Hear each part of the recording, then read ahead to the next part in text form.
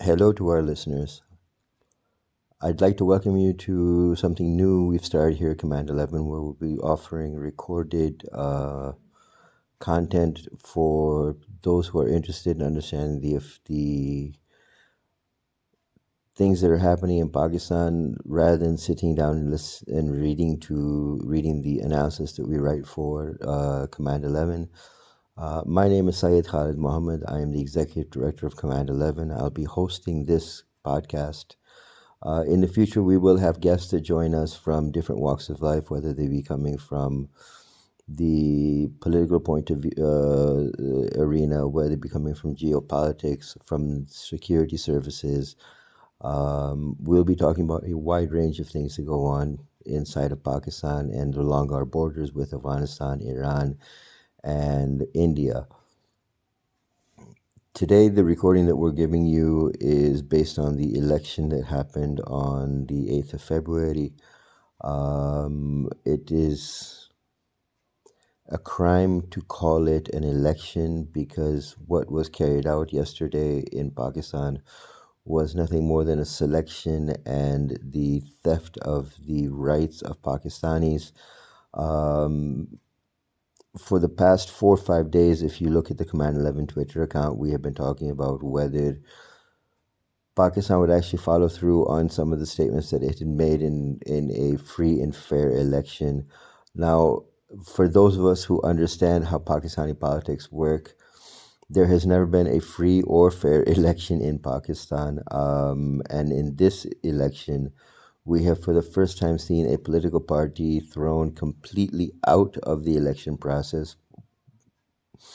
That political party is Pakistan Tehreek-e-Insaaf, who is led by Imran Khan, who is currently sitting in a jail cell in Rawalpindi, charged with numerous crimes that the government has fabricated evidence and put forward to bring PTI to an end. The Supreme Court, the Election Commission, have worked closely together to do their very best to eliminate the party as a whole from the political environment in Pakistan, which we fully believe is a violation of the Constitution of Pakistan. Now, it is required that I make this very clear. CommandEleven does not hold a politicalist position. It does not hold any affection towards any political party in Pakistan. We have always believed that the betterment of Pakistan will come when Pakistanis themselves become better Pakistanis. In future podcasts, we'll talk about what we mean by better Pakistanis. But because this podcast is specifically geared towards the election that happened on the 8th of February, we want to cover a few things that happened in the days leading up to the election and the days of the election. For the past 2 weeks, Pakistan has been at war with the Balochistan Liberation Army. This comes after a attack from Iran on Jeshul Adil camps inside of Balochistan and Baloch Liberation Army camps inside of Pakistan. These attacks were initially responded to by Pakistan through its air force, through drones, and through missile strikes inside of Iran. It led to a significant break in relations between Pakistan and Iran, which were strained to begin with. We will talk about that in detail as well. But what we'd like to talk about today is what happened on the 8th of February.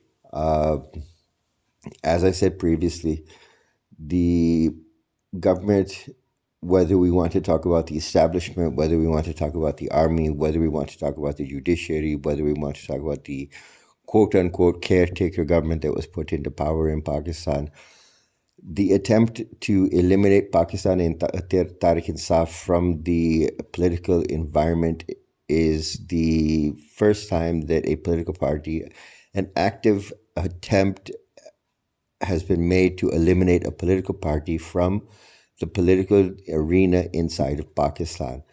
A lot of people have compared what happened with Tehreek-e-Insaaf with what happened with Pakistan People's Party when Zulfikar Ali Bhutto was prime minister and leading the Pakistan People's Party. But if you recall, Pakistan People's Party was never a target for complete elimination. Rather, different groups were created to counter the strength of the Pakistan People's Party and the People's Movement. What we saw with Pakistan Tehreek-e-Insaaf was a combined effort from the judiciary, from the election commission, from the government of Pakistan, being the caretaker government of Pakistan, which is currently unconstitutional because they've overstayed the amount of time that the Constitution allows them to stay in power. On the 6th of February, CommandEleven on its Twitter account declared that we expect that the days before the election and the days after the election, Pakistan will be suffering from mobile services being turned off, the internet being turned off, so that the government of Pakistan would be able to rig, manipulate, and engineer an election victory for themselves to bring Nawaz Sharif to power. Because Nawaz Sharif is a favorite of the Pakistan army, even though he has been 3 times removed by the Pakistan army for deciding that he was more powerful than the army itself. It should also be clear that Nawaz Sharif himself has no political backing. He was brought into power by General Zia, who was a military dictator. He was first made Chief Minister of Finance in Punjab. Then he was made the Chief Minister of Punjab during the Zia government. It should be very clear that Nawaz Sharif is probably the worst choice for Prime Minister of Pakistan, having failed 3 times as Prime Minister to rectify the Pakistani economy, to rectify any problems that Pakistan has had. Nawaz Sharif himself is a convicted criminal. No matter how the judiciary wants to phrase it, no matter how the judiciary wants to absolve Nawaz Sharif at this point, he is a convicted criminal. He has no right to run in the election. But he has again been touted as the favorite by the government of Pakistan, by the Pakistani media, and by the army chief, General Asim Munir, who believes that Nawaz Sharif is the best choice for Pakistan. Now, here's where our problem starts here. How can we have an election and call it free and fair when before the election even happens, decisions have already been made that the Prime Minister will be coming from one specific party, and that party has failed repeatedly to deliver any success for Pakistan? But we will now bring him back again for a 4th term to be able to manipulate, to be able to drive Pakistan to a position where we will not be able to see any success. Again, we repeat that CommandEleven holds no political position in supporting any political party. What we believe is that this is a completely rigged election, manipulated, manufactured, and brought forward to allow a prime minister who should not be allowed to even stand an election, who should be locked behind bars, in jail, assets seized, and in our opinion, should be put away with his entire family for the rest of his life, because he has not done anything other than steal from the people, steal from the country, and fill his own pockets and build an offshore base where he has been able to take refuge on the quote-unquote medical seriousness of his health.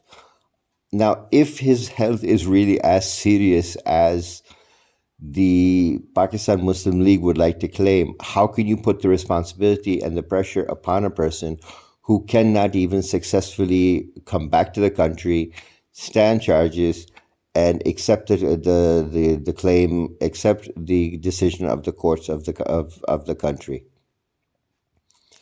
I will not go into detail on this podcast in how the courts were manipulated to absolve Nawaz Sharif of the crimes that he has committed, including hijacking the former Chief of Army Staff's plane, refusing to allow it to land in Pakistan, directing the flight to land in India. This is an unheard of, to force a sitting army chief to be landed in an enemy country and handed over to an enemy country when he is a serving officer of the Pakistan Army. These will all be discussed in future podcasts. This podcast, again, is about what happened on 8th February. On the eve of the election, on 7th February, the Pakistan Telecommunications Authority, who is responsible for mobile connections and internet connections in Pakistan, put out a tweet saying that all mobile connections, all internet connections will be undisturbed on the 8th of February. But when Pakistan woke up on the 8th of February, the internet and mobile connections were turned off and have remained off until now, a quarter to midnight on the 8th of February. Now, we understand this to achieve one objective: to keep people from being able to communicate, to document, and to put onto social media accounts the level of rigging and manipulation that has gone on in the election of 2024, that has been decided before the election ever started as to who was to come to power, how they were to come to power, and what the objectives would be once they came to power. Now, these are three very key points that our listeners need to understand. When international media such as Al Jazeera and BBC and Nikkei Asia are all reporting that Pakistan's election cannot be trusted because it's been manipulated, and then BBC to turn around and run a story saying that they believe that the wave of the people is behind Nawaz Sharif. That is a manufactured story. That is a manufactured position that is being put out with the intent to create a facade that Nawaz Sharif is the true leader, the true representative of the people, when he is not. Before this, I believe it was on the 6th or the 7th of February, the government of Pakistan sat down with the Tehreek-e-Taliban Pakistan leadership and made an agreement that the Tehreek-e-Taliban Pakistan and its splinter groups would not carry out any attacks during the elections inside of Pakistan. At the same time, on the 7th of February, the borders with Iran and the borders with Afghanistan were sealed so that no one from either of those countries could enter Pakistan, on the grounds that they created a security situation and that Pakistan would not be able to secure itself. Now, taking these two statements into account, we need to understand what the real point of turning off mobiles and turning off internet connectivity in the country was. The only understanding that we can come to is that these steps were taken to keep people from communicating where the election was being manipulated, where votes were being rigged, where election boxes were being filled with fake ballots, and to keep these things from being brought out into the public during the election so those claims could be made to the Election Commission of Pakistan. We were shocked on the 8th of February when Anwar al-Haq, the caretaker Prime Minister of Pakistan, had the audacity to claim that he did not know who turned off the internet and mobile phones in Pakistan. If that is the position of the sitting caretaker Prime Minister of Pakistan, we can only understand whose thumb he is under and who is manipulating him to make foolish statements that show how weak and how incompetent he is as Prime Minister. Now, I am repeating that while I live in Pakistan. that the government of Pakistan, the caretaker government of Pakistan, that constitutionally is only allowed to sit for 3 months, has now achieved 6 months in power. They have made agreements that they do not have the constitutional right to make. They have made decisions that they do not have the constitutional right to make. And now the the Prime Minister of Pakistan, who was selected out of nowhere, turns around and says, I don't know who turned off mobile and internet services in Pakistan. That is nothing more. That is nothing more than a flat out absolute lie from a senior government officer who is required to be answerable to the people of Pakistan. For the Pakistan Telecommunications Authority to claim the night before the election that mobile phones and internet will not be turned off, and then on the day of the election for all mobiles and internet connectivity to be off in Pakistan, makes us understand that this was all pre-planned. As we said on the CommandEleven Twitter account, that 3 days the internet and the mobile phones will be shut off in Pakistan so that this election can be fully manipulated. Now, people will be wondering how we're making this statement. If you look at past elections, when mobile connectivity was on, internet connectivity was on, election results on TV were coming in very quickly. Winners were declared by 9:30, 10 o'clock, 11 o'clock at night. It is now 11:45. We are still waiting for results to come in from far-flung areas of Pakistan, where it will take hours for them to get from their villages to the returning officer to report their results. This was a pre-planned, manipulated, rigged election that was nothing more than a selection of leadership for Pakistan.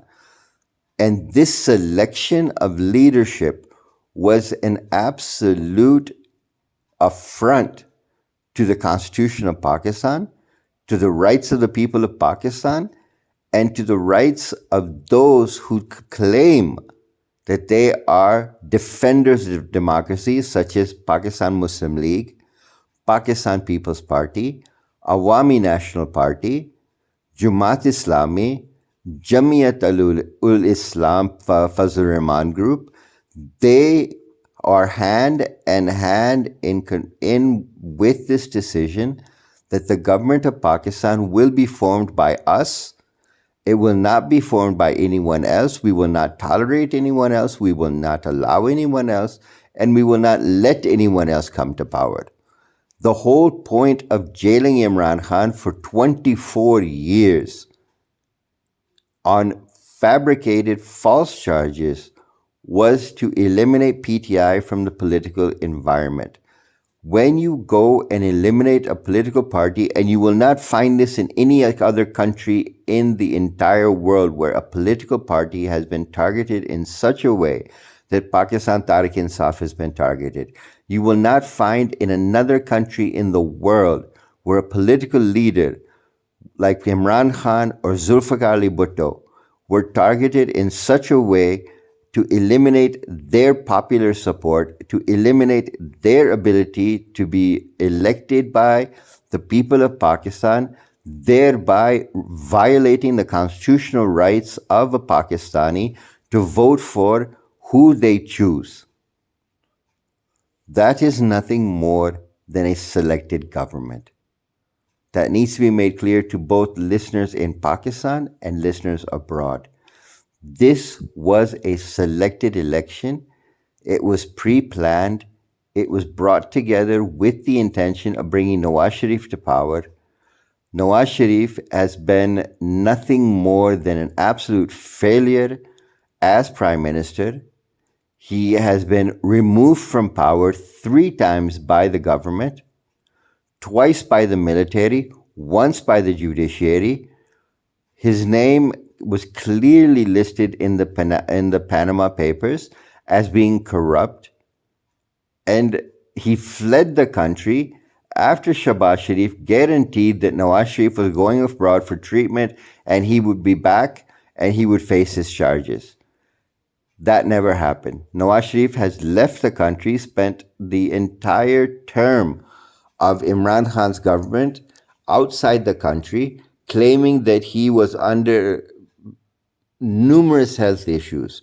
But the number of videos that were shown inside of Pakistan on Pakistani media of Nawaz Sharif in the United Kingdom showed him healthy, showed him very strong. He commented on political situations. He commented on Imran Khan. He commented on Imran Khan's government. He had no health issues at all. And now returning him to power and saying that he is healthy enough to be Prime Minister of Pakistan at a time when Pakistan is facing economic issues, security issues, issues within its own government of how to solve health, economy, inflation, joblessness, poverty, food security, makes no sense to me as the leader of a think tank in Pakistan. Many of you will be wondering that CommandEleven thus far has never taken a political position. We are, again, not taking a political position. We are commenting on the absolute failure of the people of the government of Pakistan and the judiciary of Pakistan to uphold the Constitution that they are sworn to defend and protect and implement. The Constitution of Pakistan guarantees the right to every Pakistani to vote for the person of their choice. Now, we will give you an example of why our position is the way it is. In 2007, when Musharraf was in power, Musharraf, a military dictator, when he was in power, was forced, cajoled, convinced by the United States government to bring Benazir Bhutto and Nawaz Sharif back to Pakistan so they could take an active part in the campaign in 2007, 2008, so that Pakistan could actually have free and fair elections. Musharraf, a military dictator, and I'm repeating that statement, a military dictator, accepted what the US asked, brought Benazir back, brought Nawaz Sharif back, allowed them to openly campaign within the country. Granted, we had the unfortunate incident where Benazir Bhutto was assassinated in Pakistan, but the election was free and fair. The Pakistan People's Party won the election. Asif Zardari became president. Yusuf Raza Gilani became Prime Minister of Pakistan. And they were the first government in the history of Pakistan to complete their 5-year term. What we don't understand is why the establishment of Pakistan, the judiciary of Pakistan, the military of Pakistan, having seen repeatedly the absolute failure of the Pakistan Muslim League to run this country, is again supporting a absolute failure like Nawaz Sharif to take power and come into this government and to come into the country and become a candidate for Prime Minister. And God forbid he become Prime Minister of Pakistan, because the problems that Pakistan is facing right now, Nawaz Sharif has repeatedly shown us that he has no answers to terrorism. He has no answers to the economic problems. He has no answers to poverty. He has no answers to inflation. We are not saying that any other politician can handle what is happening in Pakistan right now. For Pakistan to emerge from the problems it faces, it needs a coalition government. This is not about one man leading Pakistan. This is about numerous leaders coming together to decide how they will solve Pakistan's problems, put Pakistan back on the right track, and bring Pakistan out of the problems that it is facing. We have massive debt that needs to be repaid. We have inflation that is well over 25%. We have unemployment that has decimated the country. The middle class has been eliminated from the country. And we again repeat, there is not one single political party that is able to solve these problems. What should be happening right now is an election should have been carried out where the people of Pakistan were allowed to vote for whoever they chose, whether the government was happy with them, whether the government was upset with them. They should have been allowed to be part of the election. Whether they win or lose is a matter of the people's vote. And the people have been denied their right to vote. The fact that internet connections were turned off, mobile connections were turned off, this is a clear and obvious act of manipulation. It is a clear and obvious act of rigging, and it is a clear and obvious act to keep the people of Pakistan uninformed of what is happening in the country on election day. I don't want to spend any more time talking about this. This first podcast is quite long. It will seem like I'm rambling a lot. The reason for the rambling is there is a lot of things that we're going to cover in future podcasts when we talk about Pakistan and the situation in Pakistan. They will be more structured. They will be more topic-based. Today, we are trying to bring the frustration of Pakistanis out into the international community. Pakistan was robbed today. Pakistan violated its constitution today. Pakistan has shown the world that everything the government of Pakistan claims, everything the government of Pakistan says, is a flat-out lie. Listening to the caretaker information technology minister claiming that Pakistan can become an IT export hub, while regularly turning off internet and mobile connections, is an absolute joke. Dr. Umar Saif, while he was director of the Punjab Information Technology Board, was part and parcel to some of the most massive data leaks, data breaches, data thefts, because he took his blue-eyed boys and gave them access to the Nader database, gave them access to very sensitive information that is now available on the internet, can be bought and sold from different hacking groups, that has been made available on different websites in Pakistan that should never have been made available. This is what Dr. Umar Saif, the current caretaker information technology minister, did while being chairman of the Punjab Information Technology Board. I challenge Dr. Umar Saif to respond to what we have to say. CommandEleven has done 5 papers on the data breaches that have happened under Umar Saif's watch. And we have challenged him repeatedly on Twitter to answer what we have pointed out as being his absolute failures. The government of Pakistan, again, allowing someone like him to be the caretaker minister for information technology, is an absolute farce. Today, Pakistan was robbed again. Today, the people of Pakistan's voice was silenced. Today, the people of Pakistan were told that your vote does not matter. This was done by parties that claimed that they are democratic parties, by parties that claim that they stand for the rights of Pakistanis. This was done by parties that claim that they believe that Pakistanis should be allowed to vote openly and by their own choice. Pakistan today has been destroyed internationally. No one will trust Pakistan when it comes to IT exports. No one will trust Pakistan when it comes to security concerns. No one will trust Pakistan's government in what they say or what they do, because what they say and what they do is never followed.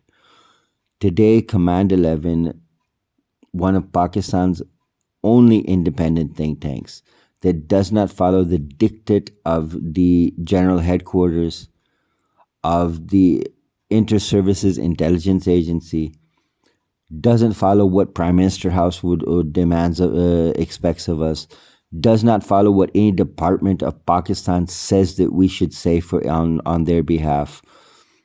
We come out openly saying what every Pakistani is saying. We were robbed today. Our vote was silenced. Our vote was stolen from us because the government, the caretaker government, the establishment, and certain members of the military of Pakistan made the decision that Pakistan and Pakistanis should not be allowed to vote by their own favor. They will be told who to vote for, and if they vote in a way other than what we expect them to vote, we will change the vote, we will change the election results, and we will bring those people to power that we want in power. Today, for the first time in my life, I am ashamed to be a Pakistani. Now, when Imran Khan and his party, after the vote of no confidence, resigned from the assembly, I thought that was a very immature decision. I would be very open with that. That I thought that was a very immature decision for them to resign. They should have stayed in the opposition. As per the Constitution, if the PDM coalition, which again, Jamiat Ulema Islam Fazl Rahman Group, Awami National Party, Pakistan People's Party, Pakistan Muslim League Nawaz, all part and parcel of that coalition government. If they had failed in delivering anything in 90 days, Pakistan Tehreek-e-Insaaf could have brought a no confidence vote and removed them from power and taken the country back under their control. I repeat again, we do not support any political parties in Pakistan. That is not a company position. It is not a personal position. We cannot call ourselves independent and support a political party. That is just not possible for us. But what has been done with this country in the past 2.5 years has put us on the track for absolute destruction. It has made us an embarrassment to the international community. It has made us more is the wrong word for me to use. It has made us significantly weaker as a nation when we go and talk to other foreign countries, asking for help, asking for assistance, because we have shown that we are not able to stand on what we say, do what we say, and follow through with what we say. Pakistan needs to change. Pakistanis need to become better Pakistanis. Pakistanis need to become more responsible Pakistanis. Pakistanis need to become more aware Pakistanis.